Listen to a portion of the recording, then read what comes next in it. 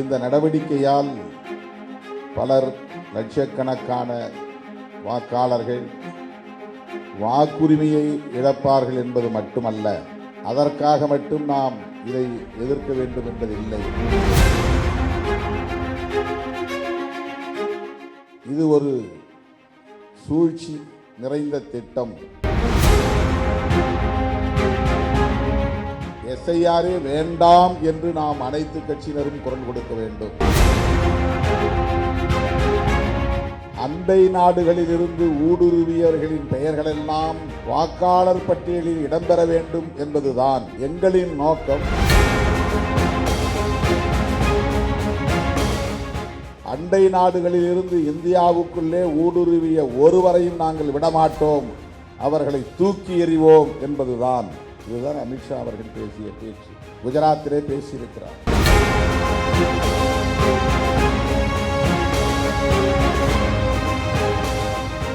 இந்த நிகழ்வை சில நாட்களுக்கு முன்னதாகவே நடத்திட வேண்டும் என்று தோழர் மகிழன் உள்ளிட்ட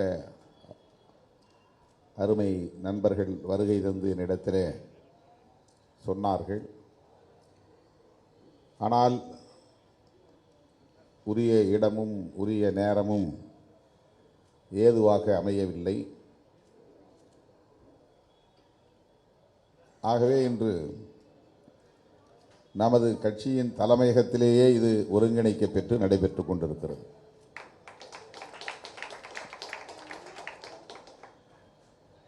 தோழர் மருதையன் அவர்கள் வருகை தந்து இது குறித்து விரிவாக நம்மிடையே பேசியிருப்பது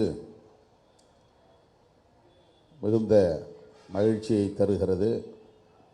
விடுதலை சிறுத்தைகள் பேசும் அரசியலுக்கு மேலும் வலிமை கூட்டுவதாக அமைந்திருக்கிறது என்பதை எண்ணி நான் பெருமைப்படுகிறேன்.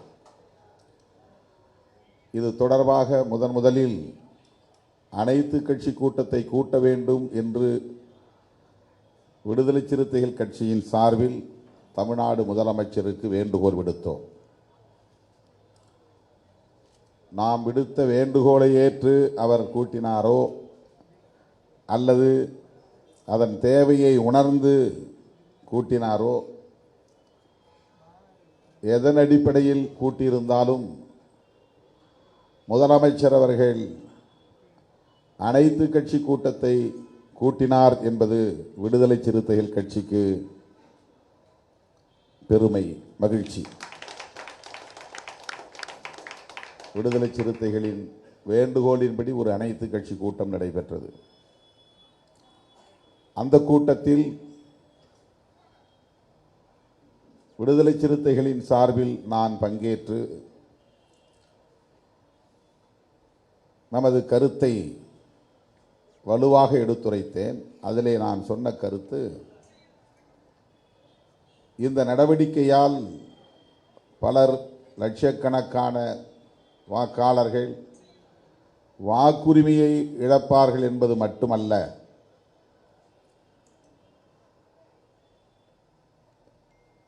அதற்காக மட்டும் நாம் இதை எதிர்க்க வேண்டும் என்பதில்லை. இது ஒரு சூழ்ச்சி நிறைந்த திட்டம், உள்நோக்கத்துடன் கூடிய திட்டம். அவர்களின் செயல் திட்டங்களை நடைமுறைப்படுத்துவதற்கான ஒரு உத்தி தேசிய குடிமக்கள் பேரேடு என்கிற ஒன்றை NRC, national register of citizens, அதை உருவாக்குவதற்கான ஒரு திட்டம். எனவே இதற்கு பின்னணியில் குடியுரிமை தொடர்பான ஒரு செயல் திட்டம் அடங்கியிருக்கிறது.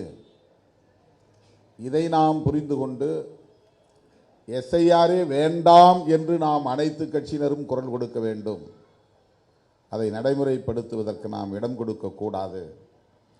இதை தடுப்பதன் மூலம் பிற மாநிலங்களிலும் ஒரு விழிப்புணர்வு ஏற்படும் என்று குடியுரிமையோடு தொடர்புடைய திட்டம் என்று விடுதலை சிறுத்தைகள் கட்சியின் சார்பில் அந்த அனைத்து கட்சி கூட்டத்தில் வலியுறுத்தி பேசினேன்.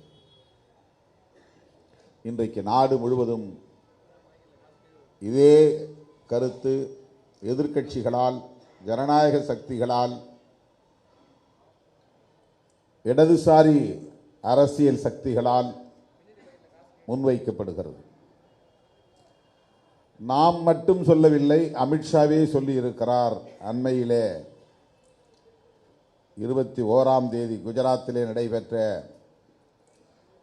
எல்லையோர பாதுகாப்பு படையின் 50ஆம் ஆண்டு விழாவிலே பேசுகிற போது அவரே ஒரு ஒப்புதல் வாக்குமூலம் தந்திருக்கிறார். இது குடிமக்கள் பேரேட்டை உருவாக்குவதற்கான முயற்சிதான். அவரே சொல்லியிருக்கிறார். என்ஆர்சியை நடைமுறைப்படுத்துவதற்கான முயற்சிதான். உள்துறை அமைச்சர் அமித்ஷா அவர்களே ஒப்புதல் வாக்குமூலம் தந்திருக்கிறார். இந்த எஸ்ஐஆர் நடவடிக்கையை எதிர்க்கட்சிகள் விமர்சிக்கின்றன. அவர்களின் விருப்பம் அண்டை நாடுகளிலிருந்து ஊடுருவியவர்களின் பெயர்களெல்லாம் வாக்காளர் பட்டியலில் இடம்பெற வேண்டும் என்பதுதான். எங்களின் நோக்கம் அண்டை நாடுகளிலிருந்து இந்தியாவுக்குள்ளே ஊடுருவிய ஒருவரையும் நாங்கள் விடமாட்டோம், அவர்களை தூக்கி எறிவோம் என்பதுதான். இதுதான் அமித்ஷா அவர்கள் பேசிய பேச்சு. குஜராத்திலே பேசியிருக்கிறார். அது நாளேடுகளில், ஆங்கில நாளேடுகளில் செய்தியாக பதிவாகி இருக்கிறது. ஆகவே விடுதலை சிறுத்தைகள் கற்பனையாக இதை பேசவில்லை. தோழர் மருதையன் அவர்கள் யூகமாக இதை பேசவில்லை. உண்மையை நாம் பேசுகிறோம். அதனை இப்போது அமித்ஷா அவர்கள் ஒப்புதல் வாக்கு மூலமாக உறுதிப்படுத்தி இருக்கிறார். தோழர்களே, இதுதான் மிக முக்கியமாக நாம் புரிந்து கொள்ள வேண்டிய செய்தி. ஏதோ நம்முடைய உறவினர்களின் வாக்குகள் எல்லாம் வாக்காளர் பட்டியலில் இருந்து நீக்கப்பட்டு விடும், வாக்குரிமை பறிபோகிவிடும் என்கிற அந்த கோணத்தில் இருந்து மட்டும் இதை நாம் அணுகக்கூடாது. குடியுரிமையோடு இது தொடர்புடையதாக இருக்கிறது என்கிற கருத்தை விடுதலை சிறுத்தைகள் அறிவிப்பு வெளியான நாளில் இருந்து வலியுறுத்தி சொல்லுகிறோம். அக்டோபர் 27ஆம் தேதி அறிவிப்பு வெளியானது. நான் 28ஆம் தேதியோ 29ஆம் தேதியோ அறிக்கை வெளியிட்டேன். அனைத்து கட்சி கூட்டத்தை கூட்ட வேண்டும் என்று முதலமைச்சருக்கு வேண்டுகோள் விடுத்தேன் 2 நாட்களில். இப்போது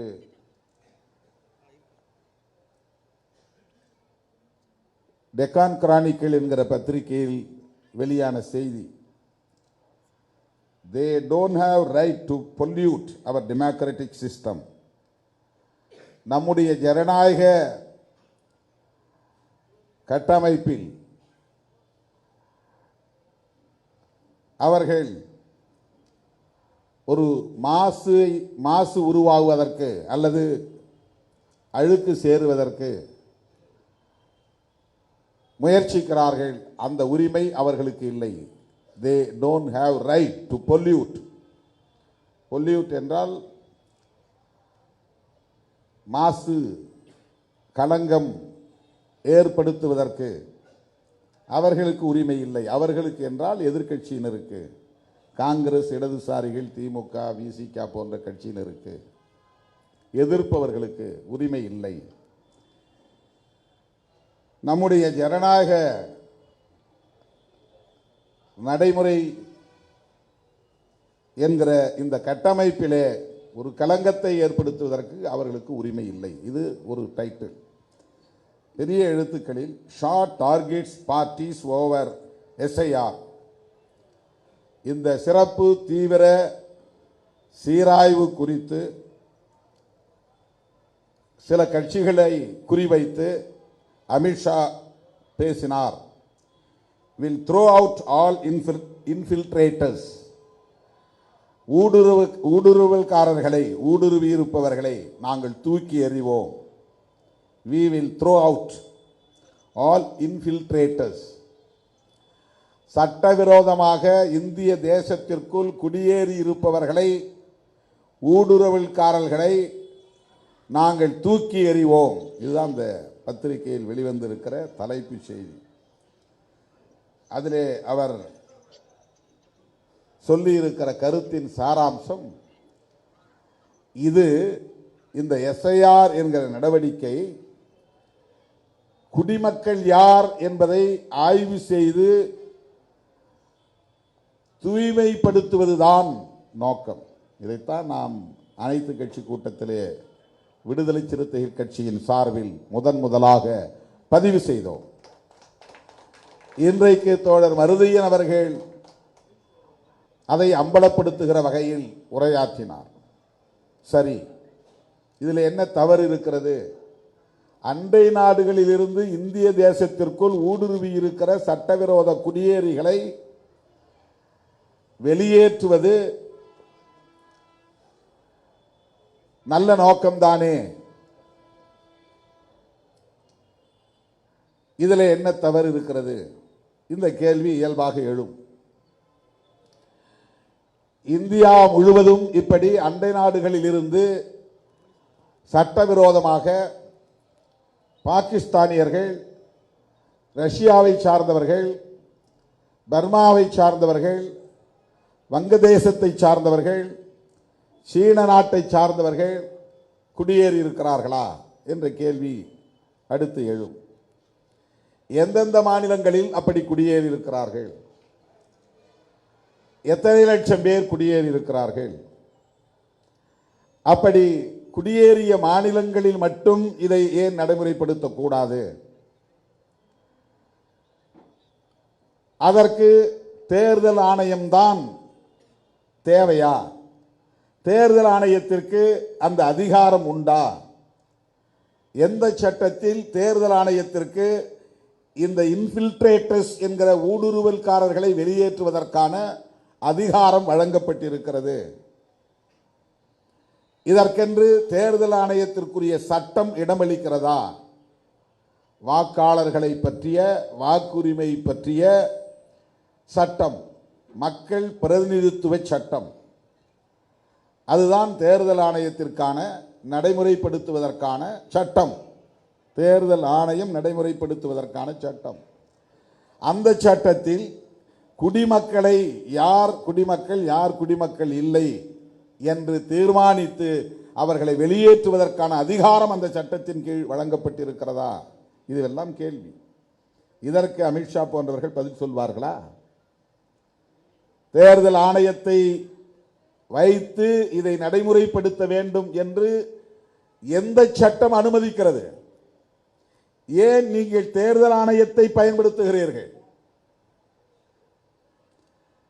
அசாம் போன்ற வடகிழக்கு மாநிலங்களில் அப்படி ஊடுருவல்காரர்கள் இருக்கிறார்கள் என்கிற போது அசாமிலே நேரடியாக சிஏஏ என்கிற குடியுரிமை திருத்த சட்டத்தை நடைமுறைப்படுத்துகிற துணிச்சலை பெற்ற நீங்கள் அதே சட்டத்தை இந்தியா முழுவதும் நடைமுறைப்படுத்துங்கள். அந்த சட்டத்தை நடைமுறைப்படுத்துவதன் மூலம் தானே என்ஆர்சியை உருவாக்க முடியும்.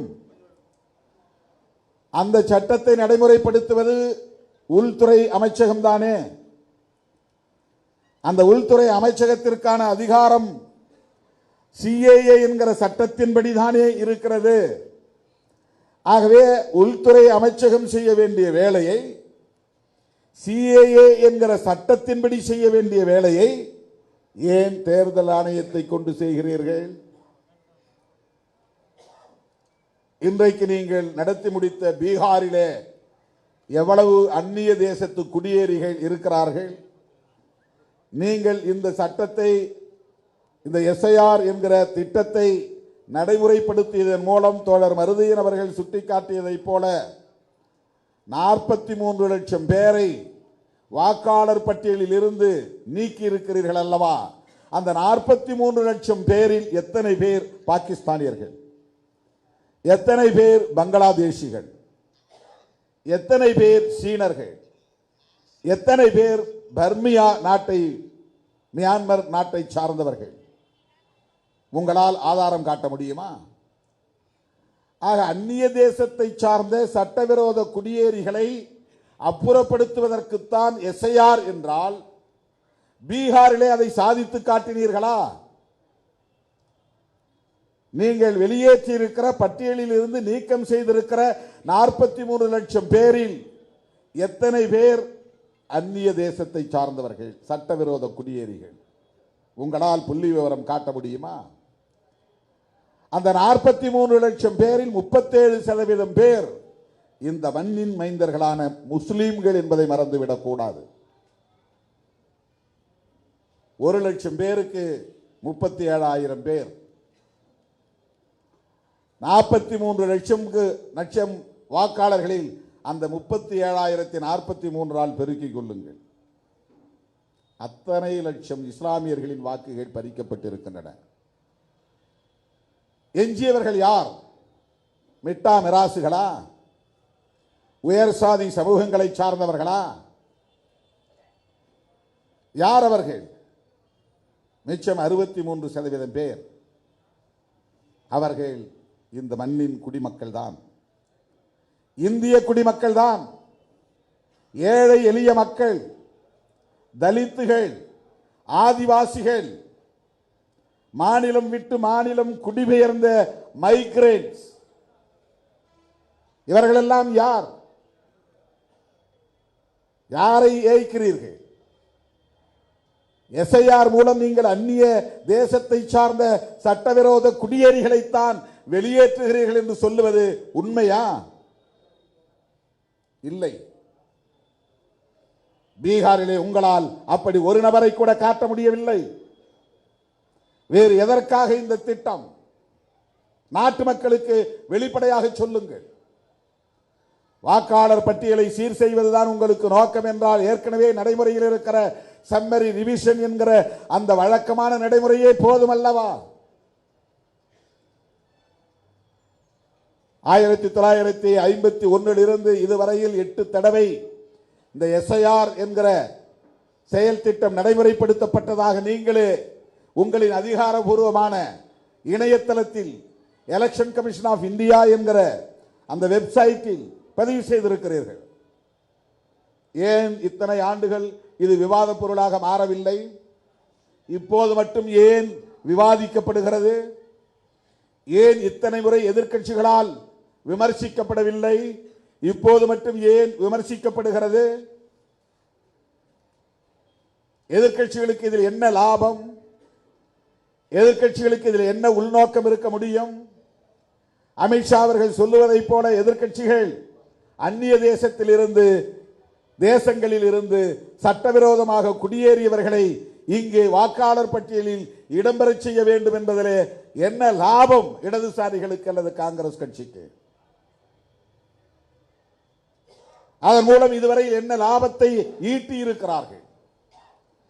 அவர்கள் வாக்களித்து இவர்கள் எந்த மாநிலத்தில் ஆட்சியை கைப்பற்றி இருக்கிறார்கள்? அவர்களால் தான் காங்கிரஸ் இந்த மாநிலத்தில் ஆட்சியை கைப்பற்றியது என்று ஆதாரம் காட்ட முடியுமா? எஸ்ஐஆர் என்பது அந்நிய நாடுகளில் இருந்து, அண்டை நாடுகளில் இருந்து இந்திய தேசத்திற்குள் சட்டவிரோதமாக குடியேறியவர்களை அப்புறப்படுத்துவதற்கான முயற்சி இல்லை.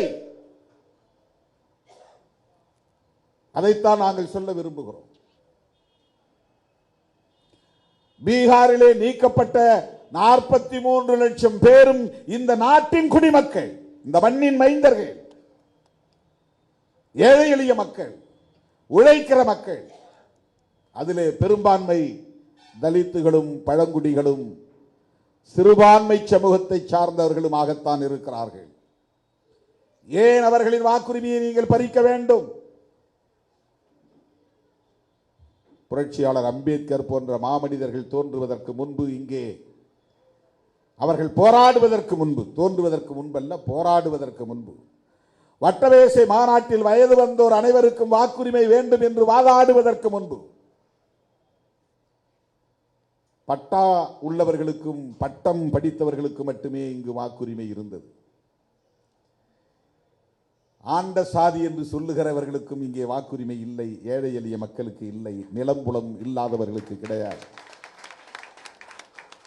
படிக்காத யாருக்கும் வாக்கு இல்லை, நிலபுலம் இல்லாத ஏழை எளிய மக்களுக்கு வாக்கு இல்லை. இதுதானே இருந்தது தொடக்கத்தில். நாடு விடுதலை பெறுவதற்கு முன்பு இங்கே தேர்தல் நடந்ததா இல்லையா? பிரிட்டிஷ் ஆட்சி காலத்திலே தேர்தல் நடந்ததா இல்லையா? 1950க்கு முன்பு இங்கே தேர்தல் நடந்ததா இல்லையா? அப்போது நடந்த தேர்தல்களில் எல்லாம் யார் வாக்களித்தார்கள்? உனக்கும் எனக்கும் வாக்குரிமை இருந்ததா? இல்லை. 1930, 31, 32 அந்த காலகட்டங்களில் லண்டனில் நடைபெற்ற வட்டமேசை மாநாடுகளில் பங்கேற்று உரையாற்றிய புரட்சியாளர் அம்பேத்கர் அவர்களும் மாவீரன் ரெட்டமலை சீனிவாசன் அவர்களும் வாதாடிய போது வயது வந்த அத்தனை பேருக்கும் வாக்குரிமை வேண்டும் என்று கோரிக்கை வைத்தார்கள். படித்தவர்களோ படிக்காதவர்களோ ஏழைகளோ பணக்காரர்களோ நிலமுள்ளவர்களோ நிலமில்லாதவர்களோ அத்தனை பேருக்கும் வாக்குரிமை அப்படித்தான் வந்தது. அந்த வாக்குரிமையை மறுபடியும் திட்டமிட்டு பறிக்கிற வேளையில் இன்றைக்கு அவர்கள் ஈடுபடுகிறார்கள். அந்த ஏழை எளியவர்களின் கைகளில் இருந்த வாக்குரிமை என்கிற ஆயுதத்தை பறிக்கிறார்கள். சமத்துவம் என்பதை இன்றைக்கு அரசியல் களத்திலே நம்மால் உறுதி செய்ய முடிந்தது. Political democracy. ஆனால் சமூக தளத்திலும் பொருளாதார தளத்திலும் சமூக ஜனநாயகம் பொருளாதார ஜனநாயகம் என்பதை நம்மால் உறுதிப்படுத்த முடியவில்லை.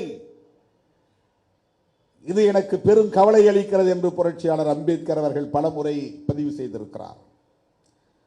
அது என்ன அரசியல் ஜனநாயகம்?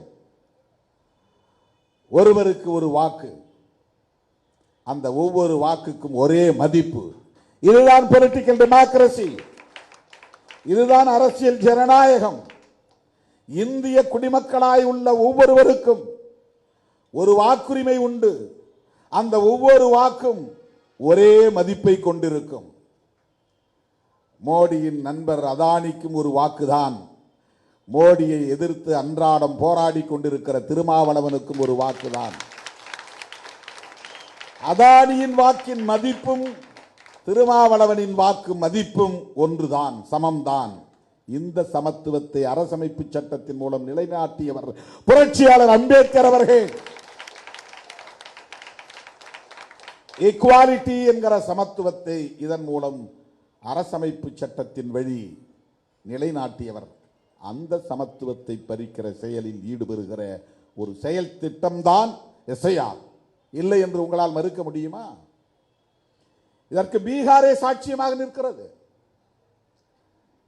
நீங்கள் பட்டியலில் இருந்து நீக்கம் செய்திருக்கிற 43 லட்சம் பேரும் இந்த நாட்டின் குடிமக்களா இல்லையா? அவர்கள் ஏன் வாக்காளர் பட்டியலில் இடம்பெறவில்லை? இதுதான் உங்கள் சூது, உங்கள் சூழ்ச்சி.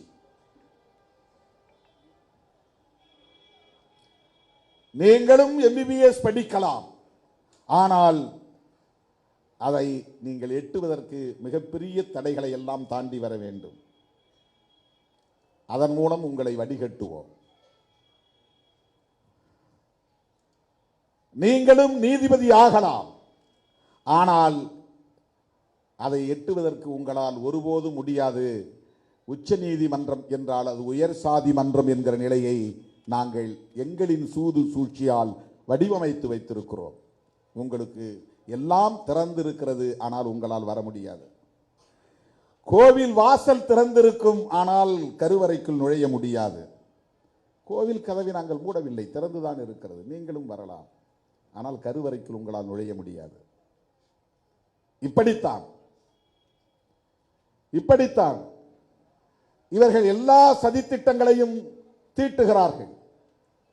தொலைநோக்கு பார்வையோடு செய்கிறார்கள். அவர்களுக்கான திட்டத்திற்குரிய தொலைநோக்கு பார்வை, அவர்களின் செயல் திட்டத்தை நடைமுறைப்படுத்துவதற்கான தொலைநோக்கு பார்வை. இன்னும் 25 ஆண்டுகளுக்கு பிறகு இந்தியா எப்படி இருக்க வேண்டும் என்பதை கடந்த 25 ஆண்டுகளுக்கு முன்பே அல்லது 50 ஆண்டுகளுக்கு முன்பே அவர்கள் தீர்மானித்து விட்டார்கள். இன்றைக்கு அதை நடைமுறைப்படுத்துவதற்கான ஒரு நிலையை அவர்கள் எட்டியிருக்கிறார்கள். இந்த வாய்ப்பை பயன்படுத்தி அவர்கள் விரும்புகிற இந்தியாவை கட்டமைக்க போகிறார்கள். இவை எல்லாவற்றோடும் சேர்ந்ததுதான் இந்த எஸ்ஐஆர். இது வெறும் தேர்தல் ஜனநாயகத்தில் நடைமுறைப்படுத்துகிற வழக்கமான ஒரு பியூரோக்ராட் அப்ரோச் அல்ல, ஒரு அதிகார வர்க்கத்தின் அணுகுமுறை அல்ல. இது ஒரு அரசியல் சதி திட்டம். அவர்களை எதிர்க்கிறவர்கள், எப்போதும் அவர்களை ஏற்காதவர்கள், பன்மைத்துவத்தை விரும்புகிறவர்கள், மதச்சார்பின்மையை உயிர்மூச்சு கோட்பாடாக கொண்டிருப்பவர்கள், வலதுசாரி அரசியலை முழுமையாக மூர்க்கமாக எதிர்ப்பவர்கள், இடதுசாரிகள், இவர்களை எல்லாம் வீழ்த்த வேண்டுமானால் அவர்களின் ஆதரவு சக்திகளாக இருப்பவர்களை மெல்ல மெல்ல பலவீனப்படுத்துவது, அந்நியப்படுத்துவது, அப்புறப்படுத்துவது, செயலிழக்க செய்வது. அரசமைப்பு சட்டத்தில் மிக முக்கியமான உயிர் மூச்சு கோட்பாடுகளாக இருக்கிற மதச்சார்பின்மை அவர்களின் நோக்கத்திற்கு எதிரானது. பன்மைத்துவம் அவர்களின் இலக்குக்கு எதிரானது. கூட்டாட்சி தத்துவம் அவர்களின் நோக்கத்திற்கு எதிரானது. செக்யூலரிசம் என்கிற மதச்சார்பின்மை பிஜேபி RSS ஆல் ஒருபோதும் ஏற்றுக்கொள்ள முடியாத ஒரு கோட்பாடு. புளூரலிசம் என்கிற பன்மைத்துவம், எத்தனை மதங்களும் இங்கே இருக்கலாம், எத்தனை மொழிகள் பேசக்கூடியவர்களும் இங்கே வாழலாம், ஆனால் சகோதரத்துவத்தோடு சமூக ஜனநாயகத்தை பெருக்கி இவர்கள் அந்த பன்மைத்துவத்தை பாதுகாத்துக் கொள்ளலாம் என்கிற அந்த புளூரலிசம், பன்மைத்துவம், அந்த கோட்பாடு ஒரு காலத்திலும் பிஜேபி RSS போன்ற சக்திகளால் ஏற்றுக்கொள்ள முடியாது. பெடரலிசம் என்கிற கூட்டாட்சி தத்துவம் அவர்களால் ஏற்றுக்கொள்ள முடியாது. மாநிலங்களுக்கு அதிகாரம், தன்னிச்சையாக சட்டம் இயற்றிக் கொள்ளுகிற அதிகாரம், விரும்புகிறபடி கல்விக் கொள்கையை வகுத்துக் கொள்ளுகிற அதிகாரம், தங்கள் விருப்பப்படி MBBS போன்ற தொழிற்கல்விகளை உருவாக்கி கொண்டு அதை தம்வயப்படுத்திக் கொள்ளுகிற அதிகாரம் கிடையாது. உங்களை மானிட்டர் பண்றதுக்கு எப்போதும் நாங்கள் KN ரவி போன்ற ஆட்களை வைத்திருப்போம், RN ரவி போன்றவர்களை வைத்திருப்போம். நீங்கள் சட்டமன்றத்தில் நிறைவேற்றுகிற மசோதாக்களை நாங்கள் சட்டமாக்க மாட்டோம், கையெழுத்து போட மாட்டோம். குறைந்தபட்ச இந்த மாநில அரசுகளுக்கான அதிகாரத்தையும் அவர்களால் ஏற்றுக்கொள்ள முடியாது. ஒட்டுமொத்தமாக டெல்லியிலே அதிகாரத்தை குவிப்பது அது பெடரலிசத்திற்கு எதிரானது. ஒரே தேசம் ஒரே மதம் அது பன்மைத்துவத்திற்கு எதிரானது. ஒரே தேசம் ஒரே மொழி அது பன்மைத்துவத்திற்கு எதிரானது. ஒரே தேசம் ஒரே கலாச்சாரம் அது பன்மைத்துவத்திற்கு எதிரானது. அரசுக்கு ஒரு மதம் வேண்டும், அது மதச்சார்பின்மைக்கு எதிரானது. இவை அனைத்தும் அரசமைப்பு சட்டம் முன்மொழியும் கோட்பாடுகள். அரசமைப்பு சட்டம் முன்மொழியும் கோட்பாடுகள் என்றால் புரட்சியாளர் அம்பேத்கர் முன்மொழிகிற கோட்பாடுகள். இது அம்பேத்கரின் அரசியல். இந்த தேசம் புதிதாக கட்டமைக்கப்படுகிற இந்த தேசம் மதசார்பற்ற அரசை கொண்டிருக்கும். இந்த தேசம் பல மொழிகளை பேசுகிற மக்களையும் பல மதங்களை பின்பற்றுகிற மக்களையும் இணைத்து சகோதரத்துவத்தோடு வழி நடத்தும். அந்த பன்மைத்துவம் இங்கே வலுப்பெறும். அப்படிப்பட்ட ஒரு தேசமாக இது இருக்கும். இந்த தேசம் பல மாநிலங்களை கொண்டதாக இருக்கும். அந்த மாநில அரசுகள் மைய அரசை சார்ந்திருக்காமல் தனித்து இயங்கக்கூடிய வலிமை பெற்றதாக இருக்கும். ஒரு குவாசி பெடரல் ஸ்ட்ரக்சர். முழுமையான பெடரலிசம் இல்லை, ஆனாலும் மாநிலங்கள் முழுமையாக ஒன்றிய அரசை சார்ந்து கிடக்காது. தனித்து இயங்குகிற அதிகாரமும் உண்டு. தங்களுக்கான சட்டங்களை இயற்றிக் கொள்ளுகிற அதிகாரங்களும் மாநில அரசுகளுக்கு உண்டு. தங்களுக்கான பொருளாதார உற்பத்தியை மேம்படுத்திக் கொள்ளுகிற, தொழில் வளத்தை மேம்படுத்திக் கொள்ளுகிற, கலாச்சாரத்தை பாதுகாத்துக் கொள்ளுகிற அதிகாரம் உண்டு. அதுதான் குவாசி பெடரல். இதை அனுமதிப்பது அரசமைப்பு சட்டம். இதை முன்மொழிந்தது புரட்சியாளர் அம்பேத்கர். இந்த மூன்று முக்கிய கோட்பாடுகளுக்கும் நேர் எதிரி பாஜக, ஆர்எஸ்எஸ்.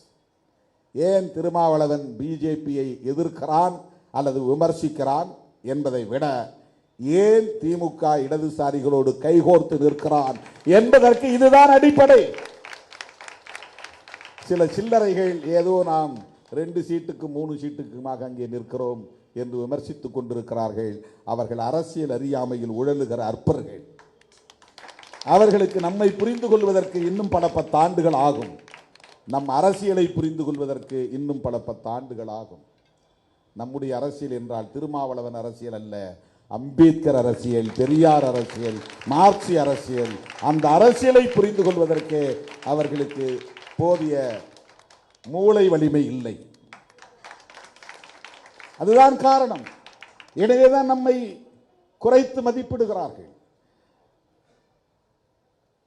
அரசியல் ஆதாயம்தான் நோக்கம் என்றால் கூடுதல் அதிகாரம் கிடைக்கிற கூட்டணியில் இடம்பெறுவது என்ன பெரிய வேலையா என்ன? அப்பப்போ மாற்றிக்கொள்ள 2 பக்கம் பேசிக்கிட்டு எல்லா கதவுகளையும் திறந்து வைத்துக் கொண்டிருந்தால் நிறைய கூடுதல் இடங்களை வாங்கலாம். என்ன அங்கே கூப்பிடுறாங்க இங்கே கூப்பிடுறாங்கன்னு சொன்னால் இங்கே பேரத்தை பேச முடியும். நான் எல்லா கதவுகளையும் சாத்திட்டு நான் உன் கூட தான் இருக்கிறேன், நீங்க எங்கும் போய்விடக்கூடாது, எங்க கூடவே நிற்கணும், நாங்கள் உங்க கூடவே நிற்கணும் அப்படின்னு ஒரு கூட்டணியை உறுதிப்படுத்துகிற வேலையை திருமாவளவன் செய்து கொண்டிருக்கிறான். அந்த கூட்டணி ஜனநாயகத்தை பாதுகாக்கிற கூட்டணி, அரசமைப்பு சட்டத்தை பாதுகாக்கிற கூட்டணி. இதுதான் இன்றைக்கு நாம் முன்னெடுத்திருக்கிற அரசியல். அந்த அடிப்படையில் தான் நாம் அரசியல் ஆதாயங்களை கருத்தில் கொள்ளாமல் புரட்சியாளர் அம்பேத்கரின் கனவை நனவாக்க வேண்டும் என்கிற பெரும் திட்டத்தோடு, பெரும் நோக்கோடு இயங்கிக் கொண்டிருக்கிறோம். எனவேதான் கூட்டணி கட்சிகளோடு சேர்ந்து ஆர்ப்பாட்டம் நடத்தியும் கூட அதிலே ஒரு திருப்தி ஏற்படாமல் இன்றைக்கு விடுதலை சிறுத்தைகள் தனித்து ஒரு ஆர்ப்பாட்டத்தை நடத்தினோம். எஸ்ஐஆர் வேண்டாம் என்று சில 1000 பேரை திரட்டி திருமாவளவன் ஒரு ஆர்ப்பாட்டம் நடத்திவிட்டால் இந்த எஸ்ஐஆர் என்கிற செயல் திட்டத்தை நடைமுறைப்படுத்துவதை நிறுத்திவிட முடியுமா என்றால் நிறுத்திவிட முடியாது, தெரியும். ஆனால் உங்கள் முகத்திரையை கிழித்து விட முடியும். நீங்கள் என்ன நோக்கத்திற்காக, என்ன சதித்திட்டத்தோடு, என்ன சூது சூழ்ச்சியோடு செயல்பட்டுக் கொண்டிருக்கிறீர்கள் என்பதை அம்பலப்படுத்துவதுதான் எங்கள் நோக்கம். அதை நாட்டு மக்கள் புரிந்து கொள்ளட்டும், இளம் தலைமுறையினர் புரிந்து கொள்ளட்டும். எப்படி பார்த்தாலும் தமிழ்நாட்டில் குறைந்தது 10% பேர் வாக்காளர் பட்டியலில் இடம்பெற முடியாத நிலை ஏற்பட்டால் கூட 65 லட்சம் பேர் வாக்குரிமையை பறிகொடுக்கும் நிலை ஏற்படும். 10% குறைந்தது. இந்த 65 லட்சம் பேர் யார்? உங்கள் வாதப்படி இதை தூய்மைப்படுத்துகிற வேலை என்று சொல்லுகிறீர்கள் அல்லவா? தமிழ்நாட்டிலே வாக்குரிமையை பறிகொடுக்கவிருக்கிற 10% பேர், குறைந்தது 65 லட்சம் பேர் யாராக இருப்பார்கள்? பங்களாதேஷிகளா? யார்? மியான்மரை சார்ந்தவர்களா? சீனாவை சார்ந்தவர்களா? ரஷ்யாவை சார்ந்தவர்களா? ஆப்கானிஸ்தானை சார்ந்தவர்களா? இலங்கையை சார்ந்தவர்களா? பாகிஸ்தானை சார்ந்தவர்களா? சொல்லுங்கள். தமிழ்நாட்டிலே இலங்கையிலிருந்து, ஈழத்திலிருந்து வந்தவர்கள் 1 லட்சம் பேரோ 1.5 லட்சம் பேரோ இருக்கிறார்கள். முகாம்களில் கொஞ்சம் பேர், முகாம்கள் இல்லாமல் வெளியிலே கொஞ்சம் பேர் தங்கி இருக்கிறார்கள். அது ஒப்பீட்டளவிலே பெரிய எண்ணிக்கை இல்லை. கிட்டத்தட்ட 6.5 கோடி வாக்காளர்களில் அவர்கள் எத்தனை பேர் வாக்காளர்களாக பதிவு செய்திருக்கிறார்கள் என்று நமக்கு தெரியாது. அவர்கள் அத்தனை பேருக்கும் நீங்கள் வாக்குரிமை இல்லை என்று பறித்தாலும் அது மிகவும் நெக்லிஜிபிள், அது ஒரு பெரிய பொருட்டே இல்லை. ஆனால் கிட்டத்தட்ட 65 லட்சம் பேர் தமிழ்நாட்டிலும் வாக்குரிமையை பறிகொடுக்கும் நிலை ஏற்படலாம் என்பது அரசியல் ஆய்வாளர்களின் கருத்து. இதனால் யார் பாதிக்கப்பட போகிறார்கள்? யாருடைய வாக்குரிமைகள் பறிபோக உள்ளன? ஏன் இந்த நடைமுறை? எதற்காக எமது வாக்குரிமையை பறிக்கிற முயற்சியில் நீங்கள் ஈடுபடுகிறீர்கள்? அவர்களுக்கு ஒட்டுமொத்தத்தில் சிஏஏ சட்டத்தை நடைமுறைப்படுத்த வேண்டும். அதன் மூலம் என்ஆர்சி என்கிற அந்த குடிமக்கள் பேரேட்டை உருவாக்க வேண்டும். இது அவர்களின் அடுத்த செயல் திட்டத்திற்கான ஒரு அடித்தளம். அடுத்த செயல் திட்டத்திற்கான அடித்தளம் என்றால் அந்த அடுத்த செயல் திட்டம் என்ன? அவர்களின் அரசியலை உற்று நோக்கினால் உங்களுக்கு தெரியும். அவர்களின் பேட்டிகளை நீங்கள் கவனித்தால் தெரியும். அவர்களின் சுவர் எழுத்து விளம்பரங்களை பார்த்தால் உங்களுக்கு தெரியும். கழகங்கள் இல்லாத தமிழகம், இதை சுவர் எழுத்துக்களை எழுதி போட்டிருந்தார்கள். கழகங்கள் என்றால் திமுக, அதிமுக, அதன் அடிப்படையிலே வந்த கழகங்கள் தமிழ்நாட்டிலே இல்லை என்ற நிலையை நாங்கள் உருவாக்குவோம். இது அவர்களின் முழக்கம். காங்கிரஸ் இல்லாத பாரதம், கம்யூனிசம் இல்லாத பாரதம். யோசிச்சு பாருங்க, இவர்கள் எவ்வளவு பெரிய பன்மைத்துவத்திற்கு எதிரிகள் என்பதை புரிந்து கொள்ளுங்கள். பல கட்சிகள் இருக்க வேண்டும் என்பது பன்மைத்துவத்தில் ஒன்று. அது ஒரு பன்மைத்துவ கூறு. காங்கிரஸ் இருக்கலாம், காங்கிரஸிலிருந்து பல கட்சிகள் உருவாகலாம். கம்யூனிஸ்டில் இருக்கலாம், கம்யூனிஸ்டிலிருந்து பல கட்சிகள் உருவாகலாம். அம்பேத்கர் இயக்கங்களில் பல கட்சிகள் இருக்கலாம். சில கட்சிகள் மொழிவழி தேசியத்தை பேசும், சில கட்சிகள் சாதி ஒழிப்பை பேசும், சில கட்சிகள் பாட்டாளி வர்க்க விடுதலையை பேசும், சில கட்சிகள் தேசிய இன விடுதலையை பேசும் அல்லது உரிமையை பேசும். காங்கிரஸ் போன்ற கட்சிகள் அகில இந்திய அளவிலான தேசியவாதத்தை பேசும். இவையெல்லாம் அனுமதிக்கப்பட வேண்டும் என்பதுதான் பன்மைத்துவத்தின் உயிர் மூச்சு. அரசமைப்பு சட்டம் தருகிற வாய்ப்பு. இவை அனைத்தையும் ஒழிப்போம் என்பது பிஜேபியின் முழக்கம். காங்கிரஸ் இல்லாத பாரதம். அப்படி எப்படி ஒரு கட்சியை நீங்க இல்லாமல் ஒழிக்க முடியும்? ஒழிப்போம் என்று சொல்லுவது வெறும் அரசியல் முழக்கம் அல்ல. அதற்கு பின்னால் இருக்கிற அவர்களின் கொள்கை சார்ந்த சதி திட்டம். அது பன்மைத்துவத்திற்கு எதிரான ஒரு சதி முயற்சி. அது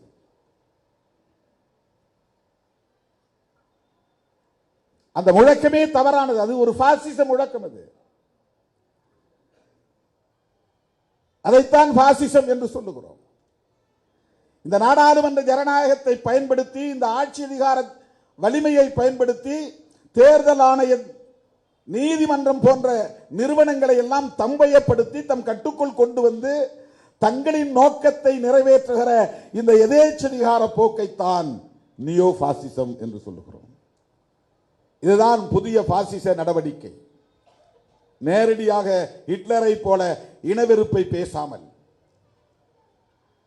நேரடியாக ஒரு மத வெறுப்பை பேசுகிறார்கள். இருந்தாலும் அதை இன்னும் வெளிப்படையாக தீவிரப்படுத்தாமல், நாங்கள் ஒன்றும் முஸ்லீம்களுக்கு எதிரிகள் இல்லை, முஸ்லீம்கள் இங்கே வாழலாம், ஆனால் வாக்குரிமையை பறிப்போம், தனிமைப்படுத்துவோம், அவர்களின் வழிபாட்டு தலங்களை தகர்ப்போம். இதெல்லாம் நடந்து கொண்டே இருக்கும். ஆனால் முஸ்லிம்களையும் நாங்கள் சகோதரர்களாகத்தான் பார்க்கிறோம். நாங்கள் சாதியை சகோதரத்துவ முறையில் அணுகுகிறோம். ஓன் சாதி உனக்கு, ஏன் சாதி எனக்கு, ஆனால் ரெண்டு பேரும் சகோதரர்களாக இருப்போம். இது எதை காட்டுகிறது? புரட்சியாளர் அம்பேத்கர் பேசுகிற சாதி ஒழிப்பு அரசியலுக்கு இது நேர் எதிரானதா இல்லையா? தலித் அமைப்புகளையே சாதி பெருமை பேச வைக்கிறார்கள். நாங்கள் எல்லாம் சிவகுலத்தை சார்ந்தவர்கள், நாங்கள் மகாவிஷ்ணு வழி வந்தவர்கள், இப்படி சாதி பெருமை பேச வைத்து அவர்களுக்கான வாக்கு வங்கியாக மாற்றி சாதிய கட்டமைப்பை உயிர்ப்போடு வைத்திருக்க விரும்புகிறார்கள். சாதி பெருமிதம் பேசக்கூடாது, அது சாதியை காப்பாற்றும், சாதியை ஒழிக்க வேண்டும். இந்த காலத்தில் முடிகிறதோ இல்லையோ, இந்த கருத்துள்ள தலைமுறை வளர வளர அது தானாக உதிர்ந்து போகிற காலம் கனியும் என்கிற ஒரு நம்பிக்கை புரட்சியாளர் அம்பேத்கர், தந்தை பெரியார் மகாத்மா ஜோதிபா பூலே போன்றவர்களுக்கு இருந்தது. அதை சீர்குலைக்கிற முயற்சி. சாதி பெருமை பேசு, உன் சாதி பெருமை நீ பேசுறது ஒன்றும் தப்பு இல்லை. அதற்கு பல பேர் விட்டில் பூச்சிகளாய் அங்கே சுற்றி கிடக்கிறார்கள், சுற்றி கொண்டிருக்கிறார்கள்.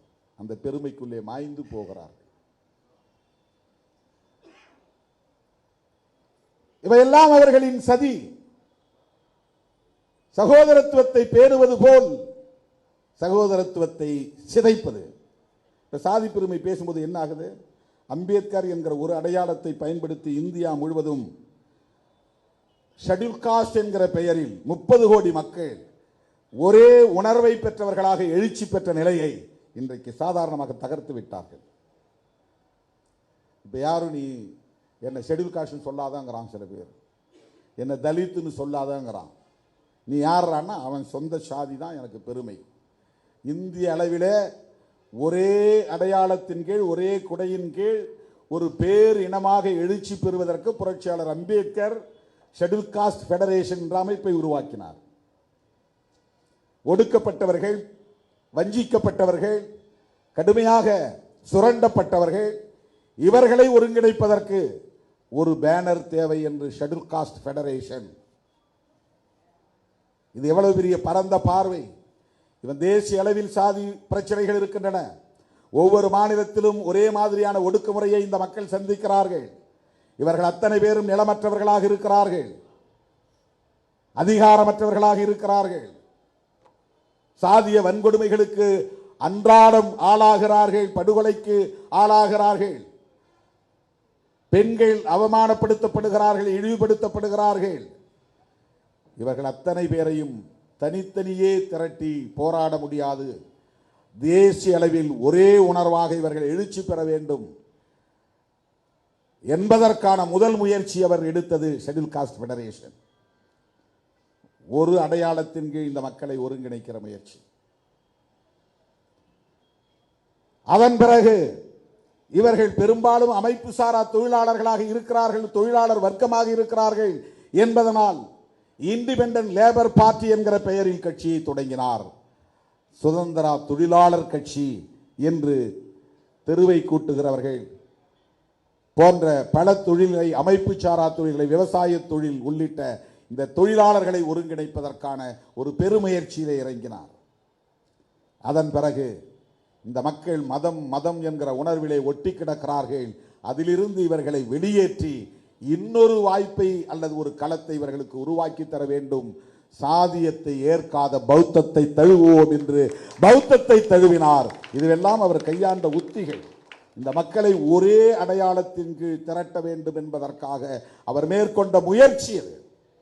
ஷெட்யூல் காஸ்ட் ஃபெடரேஷன் என்பதும் சரி, இண்டிபெண்டன்ட் லேபர் பார்ட்டி என்பதும் சரி, அதன் பிறகு அவர் உருவாக்க நினைத்த RPI, republican party of India என்கிற அரசியல் கட்சி தொடங்குவதற்கான முயற்சியும் சரி, பௌத்தத்தை தழுவுவோம் என்று கடைசி காலத்தில் அவர் பௌத்தத்தை ஏற்றதும் சரி, இதுவெல்லாம் ஏதோ அவர் தனிப்பட்ட முறையிலே அவருடைய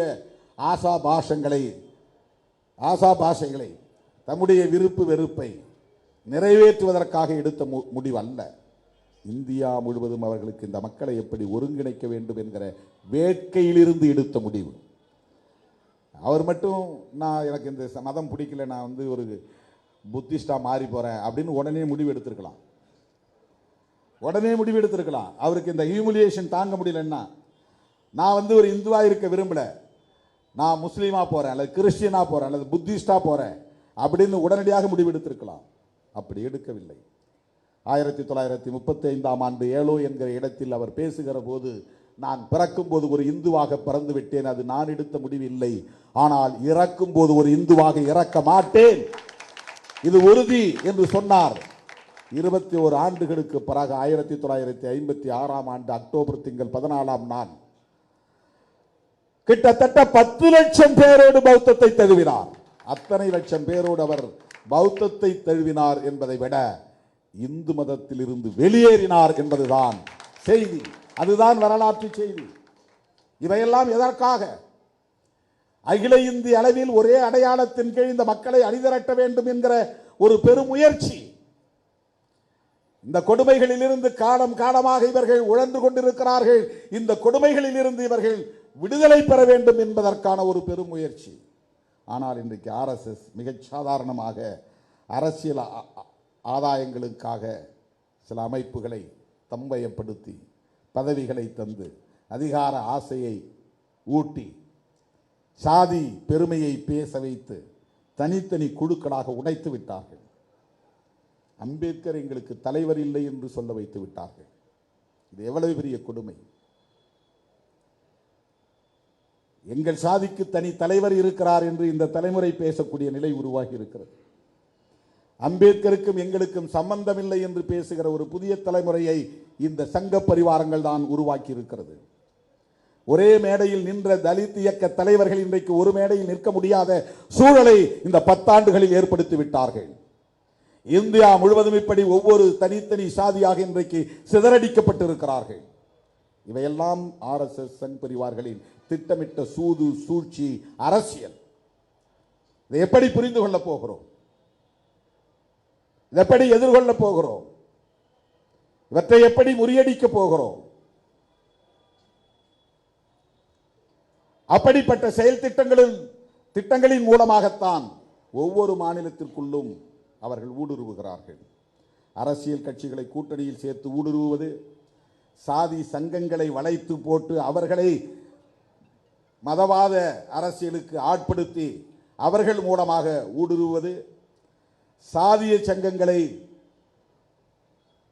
சாதி பெருமைகளை பேச வைத்து அந்த உணர்வுகளை வளர்த்து மத வெறியை தூண்டுவது, அந்த மதவெறியின் மூலம் அவர்கள் சாதிக்க நினைப்பது மத மாற்றத்தை தடுப்பது, அவர்கள் சாதிக்க நினைப்பது ஒரே மதம் என்கிற இலக்கை தொடுவது, அவர்கள் சாதிக்க நினைப்பது இந்துக்கள் என்கிற பெரும்பான்மைவாதத்தின் மூலம் இந்த தேசத்தை இந்து ராஷ்டிராவாக கட்டியமைப்பது. இவையெல்லாம் அவர்களின் லாங் டேர்ம் கோல்ஸ், நீண்டகால நெடுங்கால இலக்குகள்.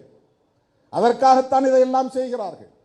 நீங்க ஒரு சாதி சங்கத்தை உருவாக்கி நாளைக்கு அமித்ஷா அவர்களை வரவழைக்க வேண்டும் என்று விரும்பினால் அதற்கு ஏற்பாடு செய்ய ஆட்கள் இருக்கிறார்கள்.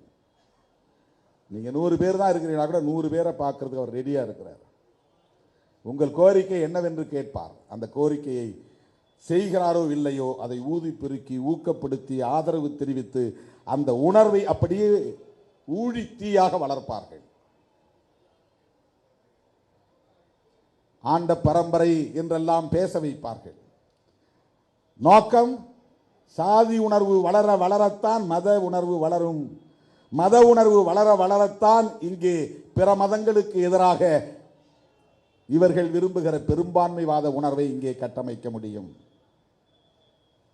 தோழர்களே, இப்படிப்பட்ட ஒரு நீண்ட நெடிய விரிவான அரசியல் சதித்திட்டங்களோடு தான் ஒவ்வொன்றையும் அவர்கள் மிக நுட்பமாக நடைமுறைப்படுத்துகிறார்கள். இது எதுவும் நான் இட்டுக்கட்டி பேசுவதாக நீங்கள் எண்ணிவிடக் கூடாது. மிகைப்படுத்துகிறேன், அதீத கற்பனையில் பேசுகிறேன் என்று கருதிவிடக் கூடாது. நான் சொன்ன ஒவ்வொன்றும் நடந்து கொண்டே வருகிறது, நிகழ்ந்து கொண்டே வருகிறது. ஆகவே SIR என்பது வெறும் தேர்தல் லாபங்களுக்காக மட்டுமே சிலரின் வாக்குகளை பறித்து ஆட்சியை கைப்பற்றுவது என்பதல்ல. அவர்களுக்கு ஒரு மிகப்பெரிய நோக்கம் இருக்கிறது. CAA என்கிற சட்டத்தை நடைமுறைப்படுத்தி தேசிய குடிமக்கள் பேரேட்டை உருவாக்கி அதன் மூலம் தங்களுக்கு எதிரான வாக்கு வங்கியையும் சிதறடித்து இந்து பெரும்பான்மைவாதத்தை இங்கே நிலைநாட்டுவதுதான் இந்திய அரசமைப்பு சட்டம் முன்மொழிகிற இந்த கோட்பாடுகளை சிதைப்பதுதான் மதசார்பற்ற அரசாக இன்றைக்கு இயங்கிக் கொண்டிருக்கிற இந்திய ஒன்றிய அரசை மதவெறியர்கள் ஆண்டாலும் இன்றைக்கும் இந்த அரசு மதசார்பற்ற அரசுதான். மோடி, அமித்ஷா போன்ற மதவாதிகள் ஆட்சி பீடத்திலே அமர்ந்தாலும் அரசமைப்பு சட்டத்தின்படி இந்திய ஒன்றிய அரசு இன்றைக்கும் ஒரு மதசார்பற்ற அரசுதான். அதைத்தான் அவர்களால் ஏற்றுக்கொள்ள முடியவில்லை, ஜீரணிக்க முடியவில்லை. ஒவ்வொரு தேசத்திற்கும் ஒரு மதம் அரசமதம் இருக்கிற போது ஏன் எங்கள் நாட்டுக்கு ஒரு அரசமதம் இருக்கக்கூடாது என்கிற கேள்வியை எழுப்புகிறார்கள். அது தர்க்கத்தின்படி சரிதான். ஆனால் ஏன் இருக்கக்கூடாது என்று புரட்சியாளர் அம்பேத்கர் விரும்பினார். அதற்கு ஏன் நேரு துணை போனார்? அதற்கு ஏன் காந்தியடிகளும் ஒத்துழைத்தார்? அதற்கு ஏன் பட்டேலும் ஒத்துழைத்தார்? இந்த கேள்விக்கு பதில் சொல்லுங்கள். உலகத்தில் எந்த மதமும் சகோதரத்துவத்திற்கு எதிராக இல்லை, சமத்துவத்திற்கு எதிராக இல்லை. அப்படி சகோதரத்துவத்திற்கும் சமத்துவத்திற்கும் எதிராக ஒரு கோட்பாடு இங்கே இருக்கிறது. அந்த கோட்பாட்டை பேசுகிற, பிறப்பின் அடிப்படையிலான உயர்வு தாழ்வு என்கிற கோட்பாட்டை பேசுகிற ஒரு மதம் அரச மதமாகிவிடக் கூடாது. ஒரு தர்மம் ஆட்சி கோட்பாடாக மாறிவிடக் கூடாது. அந்த மனு தர்மம் ஆட்சி பீடத்தில் கோலோச்சி விடக்கூடாது என்பதற்காகத்தான் புரட்சியாளர் அம்பேத்கர் இந்த அரசு மதசார்பற்ற அரசாக இருக்க வேண்டும் என்று விரும்பினார். அதனால்தான் இந்த அரசமைப்பு சட்டத்தில் அரசமைப்பு சட்டம் ஒன்றை ஏற்கவில்லை. கருத்து முரண்கள் இருந்தாலும், நேருக்கு நேரான மோதல்கள் கருத்தியல் அடிப்படையில் நிகழ்ந்தாலும் காந்தியடிகளும் அம்பேத்கரின் கருத்துக்கு ஒத்துழைத்தார். பண்டிட் ஜவஹர்லால் நேரு அவர்களும் ஒத்துழைத்தார். அதனால் இன்றைக்கு இந்த அரசு மதசார்பற்ற அரசாக இருக்கிறது. அருமை தோழர்களே, இந்த பின்னணியில் தான் எஸ்ஐஆர் ஏன் இங்கே திணிக்கப்படுகிறது என்பதை நாம் புரிந்து கொள்ள வேண்டும். இன்றைக்கு நம்மால் அதை எதிர்க்க முடியாமல் போகலாம், இன்றைக்கு நம்மால் அதை தடுக்க முடியாமல் போகலாம். ஆனால் இவர்களின் ஒவ்வொரு நகர்விலும் இருக்கிற சதியை நாம் புரிந்து கொள்ள வேண்டும். தொடர்ந்து மக்களிடத்தில் அதை பேசிக்கொண்டே இருக்க வேண்டும்.